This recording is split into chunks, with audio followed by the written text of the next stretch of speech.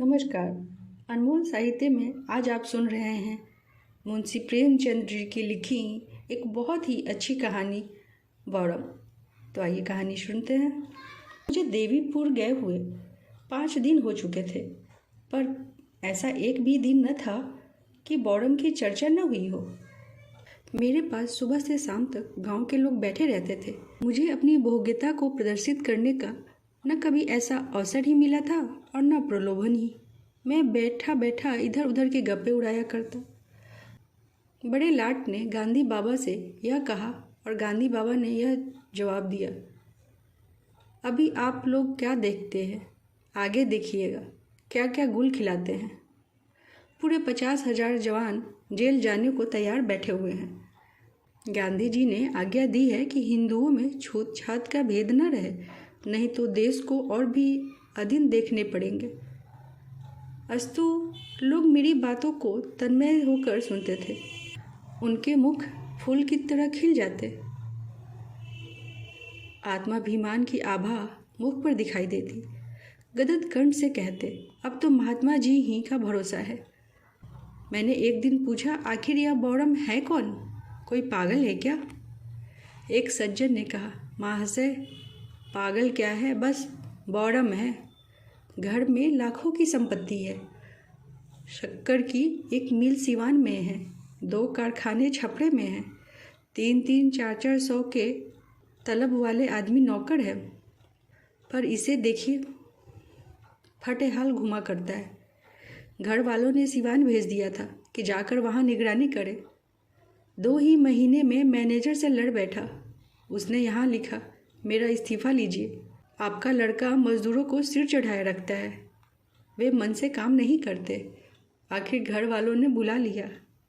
नौकर चाकर लूटते खाते हैं तो उसकी तो जरा भी चिंता ही नहीं, पर जो सामने आम का बाग है उसकी रात दिन रखवाली किया करता है। क्या मजाल कि कोई एक पत्थर भी फेंक सके। एक मियाँ जी बोले, बाबूजी घर में तरह तरह के खाने पकते हैं, मगर इसकी तकदीर में वही रोटी और दाल लिखी है और कुछ नहीं। बाप अच्छे अच्छे कपड़े खरीदते हैं, लेकिन वह उनकी तरफ देखता भी नहीं। बस वही मोटा कुर्ता गाढ़े की तहमत बांधे मरा मरा फिरता है। से उसकी सिफत कहाँ तक कहे, बस पूरा बौड़म है। ये बातें सुनकर भी इस विचित्र व्यक्ति से मिलने की उत्कंठा हुई। सहसा एक आदमी ने कहा, वह देखिए बौड़म आ रहा है। मैंने कौतूहल से उसकी ओर देखा। एक 20-21 वर्ष का हिस्ट पुष्ट युवक था। नंगे सिर, एक गाढ़े का कुर्ता पहने, गाढ़े का ढीला पाजामा पहने चला आता था। पैरों में जूते थे। पहली मेरी ही ओर आया। मैंने कहा, आइए बैठिए। उसने मंडली की ओर अवहेलना की दृष्टि से देखा और बोला, अभी नहीं, फिर आऊँगा, यह कहकर चला गया। जब संध्या हो गई और सभा विसर्जित हुई तो वह आम के बाग की ओर से धीरे धीरे आकर मेरे पास बैठ गया और बोला, इन लोगों ने तो मेरी खूब बुराइयाँ की होंगी, मुझे यह बौड़म का लक़ब मिला है। मैंने सकुचाते हुए कहा, हाँ आपकी चर्चा लोग रोज़ करते थे। मेरी आपसे मिलने की बड़ी इच्छा थी। आपका नाम क्या है? बौड़म ने कहा, नाम तो मेरा मोहम्मद खलील है, पर आसपास के 10-5 गाँव के लोग उर्फ के नाम से ज़्यादा जानते हैं। मेरा उर्फ बौड़म है।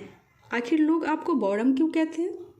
खलील, उनकी खुशी, और क्या कहूँ, मैं ज़िंदगी को कुछ और समझता हूँ, पर मुझे इजाज़त नहीं है कि 5 वक्त की नमाज पढ़ सकूँ। मेरे वालिद है, चचा हैं, दोनों साहब बाहर दिन रात काम में मसरूफ़ रहते हैं। रात दिन हिसाब किताब, नफ़ा नुकसान, मंदी तेजी के सिवाय और कोई जिक्र नहीं होता। गोया खुदा के बंदे न हुए, इस दौलत के बंदे हुए।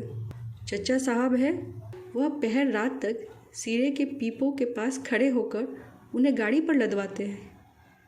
वालिद साहब है, अक्सर अपने हाथों से शक्कर का वजन करते हैं।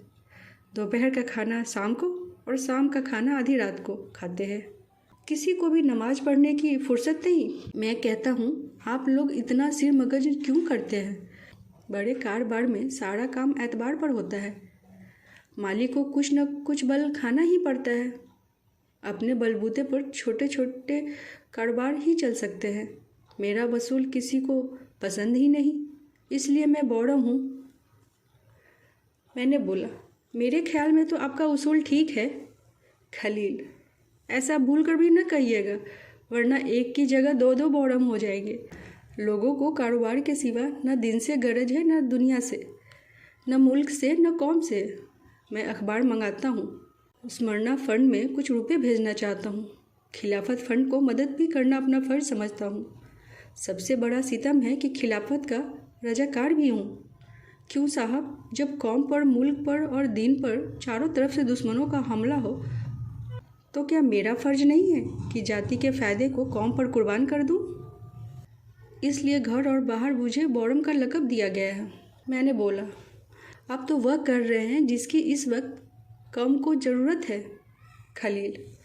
मुझे खौफ है कि इस चौपट नगरी से आप बदनाम होकर जाएंगे। जब मेरे हजारों भाई जेल में पड़े हुए हैं, उन्हें गजी का गाढ़ा तक पहनने को मैसर नहीं है, तो मेरी गैरत गवारा नहीं करती कि मैं मीठे लुकमे उड़ाऊं और चिकन के कुर्ते पहनूं जिनकी कलाइयों और मुड्ढों की सृजनकारी की गई हो। मैंने बोला, आप यह बहुत ही मुनासिब कहते हैं।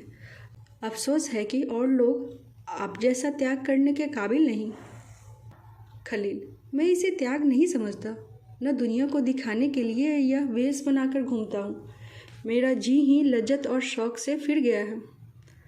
थोड़े दिन होते हैं वालिद ने मुझे सीवान के मिल में निगरानी के लिए भेजा।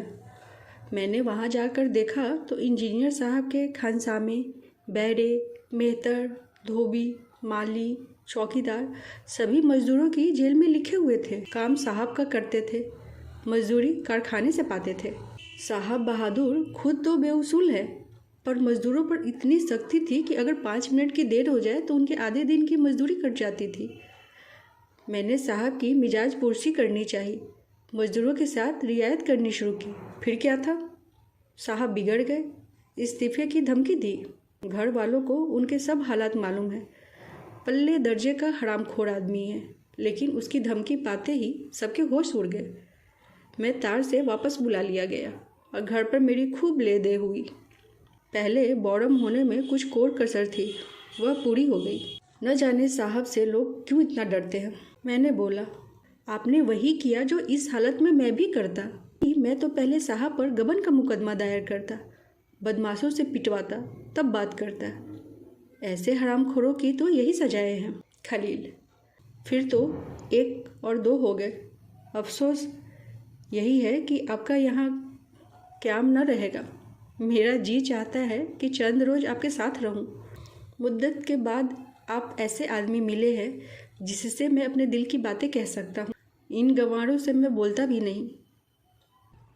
मेरे चाचा साहब को जवानी में एक चमारिन से ताल्लुक़ हो गया था। उससे 2 बच्चे, एक लड़का और एक लड़की पैदा हुए। चमारिन लड़की को गोद में छोड़कर मर गई। तब से इन दोनों बच्चों की मेरे यहाँ वही हालत थी जो यतीमों की होती है।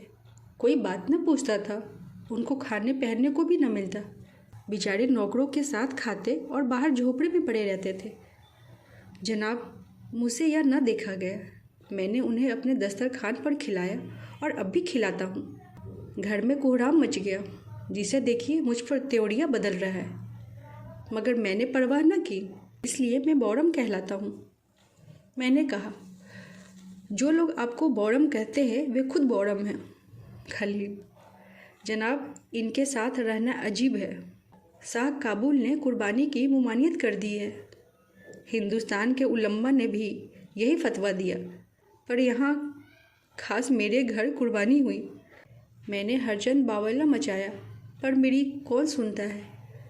उसका प्रायश्चित मैंने अदा किया कि अपनी सवारी का घोड़ा बेचकर 300 फ़कीरों को खाना खिलाया, और तब से कसाईयों को गाय लिए जाते देखता हूँ तो कीमत देखकर खरीद लेता हूँ। इस वक्त तक 10 गायों की जान बचा चुका हूँ। वे सब यहाँ हिंदुओं के घरों में हैं। पर मज़ा यह है कि जिन्हें मैंने गायें दी हैं वे भी मुझे बौड़म कहते हैं।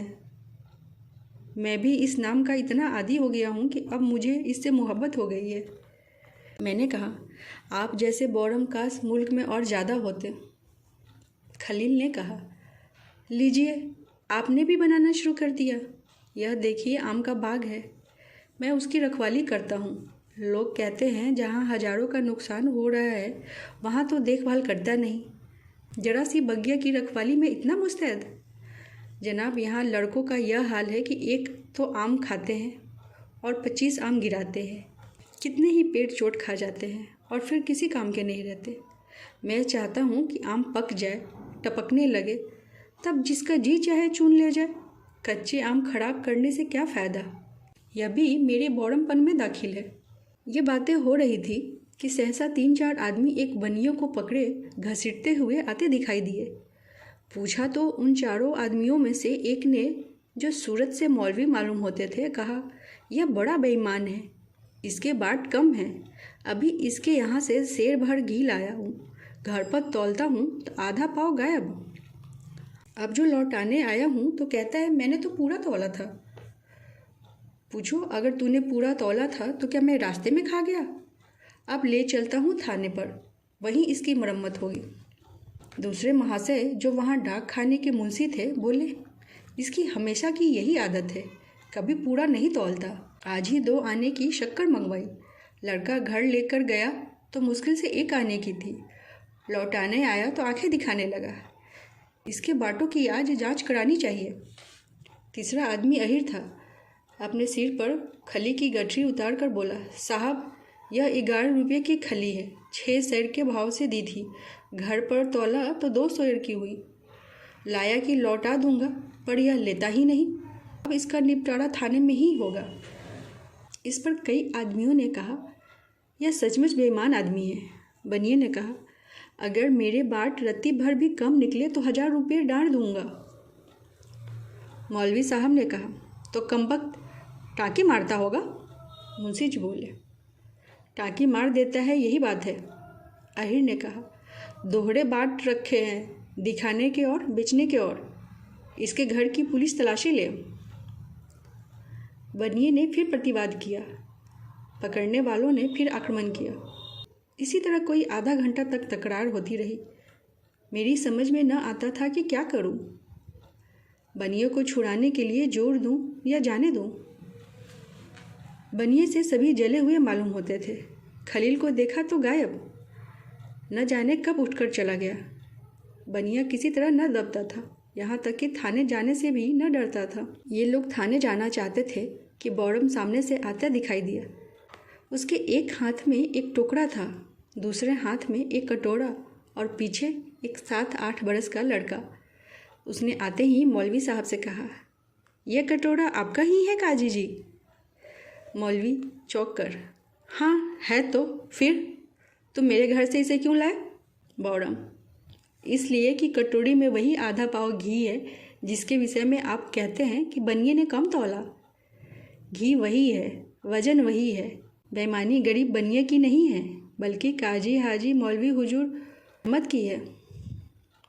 मौलवी, तुम अपना बौड़मपना यहाँ ना दिखाना, नहीं तो मैं किसी से डरने वाला नहीं हूँ। तुम लखपति होगे तो अपने घर में होगे, तुम्हें क्या मजाल था मेरे घर जाने का? वही जो आपको बनियों को थाने ले जाने का है। अब यह घी भी थाने जाएगा। मौलवी सिटपटाकर, सबके घर में थोड़ी बहुत चीज़ें रखी होती है। कसम कुरान शरीफ की, मैं अभी तुम्हारे वालिद के पास जाता हूँ। आज तक गांव भर में किसी ने मुझ पर ऐसा इल्ज़ाम नहीं लगाया था। बनिया, मौलवी साहब, आप जाते कहाँ हैं? चलिए, हमारा आपका फैसला थाने में होगा। मैं एक न मानूंगा। कहलाने को मौलवी, दानवीर ऐसे बनते हैं कि देवता ही हैं, पर घर में चीज़ रखकर दूसरों को बेईमान बनाते हैं। यह लंबी दाढ़ी धोखा देने के लिए बढ़ाई है। मौलवी साहब न रुके, बनियों को छोड़कर खलील के बाप के पास चले गए, जो इस वक्त शर्म से बचने का सहज बहाना था। तब खलील ने अहिर से कहा, क्यों बे, तू भी थाने जा रहा है? चल, मैं भी चलता हूँ। तेरे घर से यह सेर भर खली लेता आया हूँ। अहिर ने मौलवी साहब की दुर्गति देखी तो चेहरे पर हवैया उड़ने लगी। बोला, भैया, जवानी की कसम, मुझे मौलवी साहब ने सिखा दिया था। खलील, दूसरे के सिखाने से तुम किसी के घर में आग लगा दोगे? तुम्हें आधा पानी मिला मिला कर बेचते हो, मगर आज तुमको इतनी मुठमर्दी सवार हो गई कि एक भले आदमी को तबाह करने पर आमादा हो गए। खली उठाकर घर में रख ली, उस पर बनिए से कहते हो कि कम तौला। बनिया, भैया, मेरे लाख रुपए की इज्जत बिगड़ गई। मैं थाने में रपट किए बिना न मानूंगा। अहीर, साहू जी अब की माफ़ करो, नहीं तो कहीं का न रहूँगा। तब खलील ने मुंशी जी से कहा, कहिए जनाब, आपकी कलई खोलूं या चुपके से घर की राह लीजिएगा? मुंशी, तुम बेचारे मेरी कलई क्या खोलोगे? मुझे भी अहीर समझ लिया है क्या? तुम्हारी भपकियों में आ जाऊंगा। खलील, क्यों बेटा, तुम शक्कर लेकर सीधे घर चले गए थे? मुंशी जी को सशंक नेत्रों से देखकर, बताऊंगा। मुंशी जी लड़कों को जैसे सिखा दोगे वैसा कहेगा। खलील ने कहा, बेटा अभी तुमने मुझसे जो कहा था वही फिर से कह दो। लड़का ने कहा, दादा मारेंगे। मुंशी, क्या तूने रास्ते में शक्कर फाँक ली थी? रोने लगा। जी हाँ, इसने मुझसे खुद कहा, पर आपने उससे तो पूछा नहीं, बनिए के सिर हो गए, यही शराफत है? मुंशी, मुझे क्या मालूम था कि उसने रास्ते में यह शराफत की। खलील, तो ऐसे कमज़ोर सबूत पर आप थाने क्यों कर चले थे? आप गंवारों को मनी ऑर्डर के रुपये देते हो तो उस रुपये पर 2 आने अपनी दस्तूरी काट लेते हैं, लेके पोस्ट कार्ड आने में बेचते हैं। जब कहिए तब साबित कर दो। उसे क्या आप बेईमानी नहीं समझते? मुंशी जी ने बौड़म के मुंह लगना मुनासिब न समझा, लड़के को मारते हुए घर ले गए। बन्नी ने बौड़म को खूब आशीर्वाद दिया। दर्शक लोग भी धीरे धीरे चले गए। मैंने खलील से कहा, आपने इस बनिए की जान बचा ली, नहीं तो बेचारा बेगुनाह पुलिस के पंजे में फंस जाता। खलील, आप जानते हैं कि मुझे क्या सिला मिलेगा? थानेदार मेरे दुश्मन हो जाएंगे, कहेंगे यह मेरे शिकारों को भगा दिया करता है। वालिद साहब पुलिस से थर थर काँपते हैं, मुझे हाथों लेंगे कि तू दूसरों के बीच में क्यों दखल देता है। यहाँ यह भी बौड़मपन में दाखिल है। बनिए के पीछे मुझे भले आदमियों की कलई खोलनी मुनासिब न थी। ऐसी हरकत बौड़म लोग किया करते हैं। मैंने श्रद्धापूर्ण शब्दों में कहा, अब मैं आपको इसी नाम से पुकारूंगा। आज मुझे मालूम हुआ कि बौड़म देवताओं को कहा जाता है। हाथ पर आत्मा को भेंट कर देता है। वह चतुर है, बुद्धिमान है, जो आत्मा के सामने, सच्चे सिद्धांत के सामने, सत्य के सामने स्वार्थ की, निंदा की परवाह नहीं करता। वह बौड़म है, निर्बुद्धि है। अभी आप सुन रहे थे मुंशी प्रेमचंद जी की लिखी हुई एक बेहतरीन कहानी बौड़म। उम्मीद है आपको कहानी बहुत पसंद आई होगी। तो ऐसे ही बेहतरीन कहानियाँ सुनने के लिए चैनल को सब्सक्राइब करना ना भूलें। धन्यवाद।